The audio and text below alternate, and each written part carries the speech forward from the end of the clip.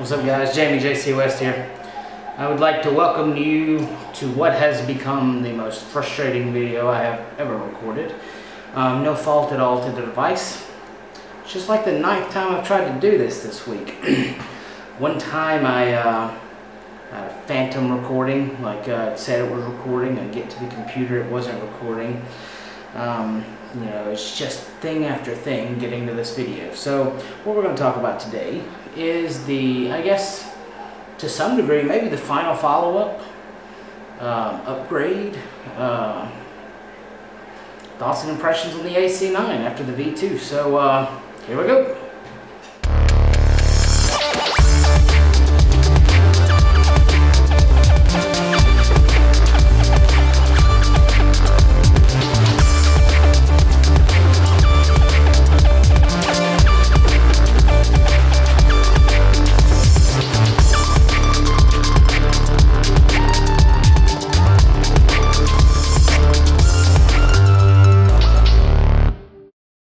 So, I got contacted here a few weeks ago by Riptrippers from ECF Vape and A's, the guy who makes the AC9, designed and developed the AC9.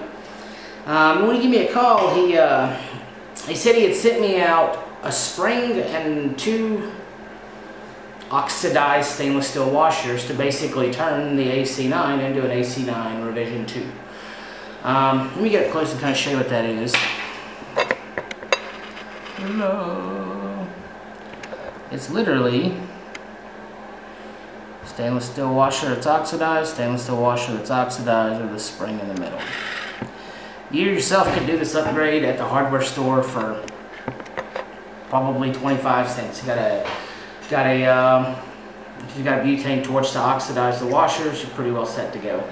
I know also in the revision 2 is a new top cap. I personally didn't need a new top cap. My favorite drip tip is the Mark Bugs drip tip, and it's actually a little bigger than most 510s. So for me, I actually didn't need a top cap. So, but he gave me a call to talk about 28 gauge Kenthal wire. He knows a 30 gauge vapor, and said the AC9 was specifically designed to be used with 28 gauge Kenthal wire. Now at the beginning, I don't know, to some degree that sounded like it could be just some marketing or some, you know, just some talk. But I found out very quickly, because when he sent me the spring and the washers, he also sent me a little cardboard with some 28 gauge wire on it. Sold.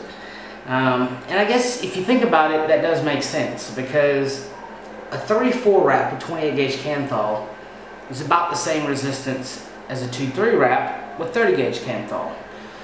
But you actually increase the surface area that you're actually cooking or atomizing juice by 25%, adding another coil, keeping the same resistance. So I noticed an increase in vapor, an increase in flavor, an increase in basically everything. The device just performed better. I gotta agree with him. There's maybe there was something to that, because with 28 gauge wire, it performs 100 times better, in my opinion.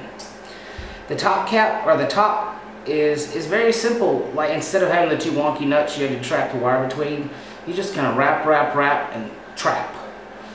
It's the quickest setup I've ever used, and I'm doing this more as a, just not really a full review, because I've already done that.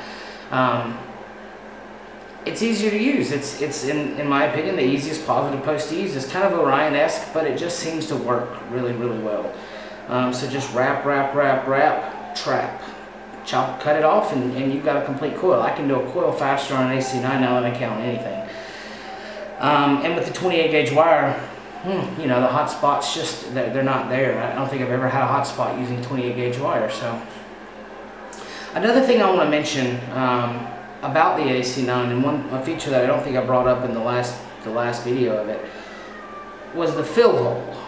It's got a really large, I don't know, 3.5 millimeter fill hole, and I don't plug that hole up. And I found out yesterday that, or not yesterday, actually last week, that there is some relevance to that, because I got a Hydran, and I was trying to vape the Hydran. The first impression of that thing's coming. I was trying to vape it, and it wasn't wicking. And I noticed it had this little piece of rubber or something blocking the fill hole. So I took that out, and lo and behold, fill hole's open, the thing's wicking. It's wicking great. So of course it's gonna, you know, with the big wick hole at the top, if you lay it down, there's gonna be some leaking. But my personal opinion, for the way I vape and with thicker VG juice, I notice it wicks better. And so that's another design element in the AC9 that I really like. Give you a pull off of it with the new positive post, and that's pretty much it, guys.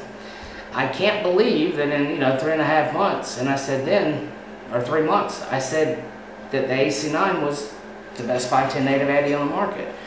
Here we are a couple of months later, and still holds that spot. Even if the only upgrade's the top cap and washer and a screw. So, or washer and a spring. So here we go with the AC9. This is 100% PG juice actually. This is red ice from MT Baker Vapor.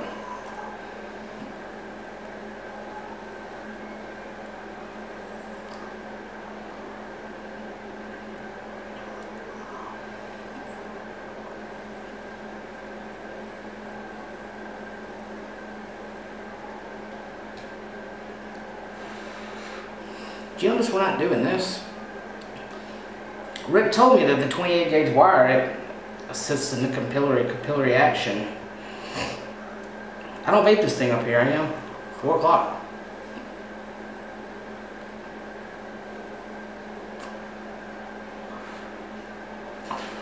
That's what I got, guys. The AC9 revision 2.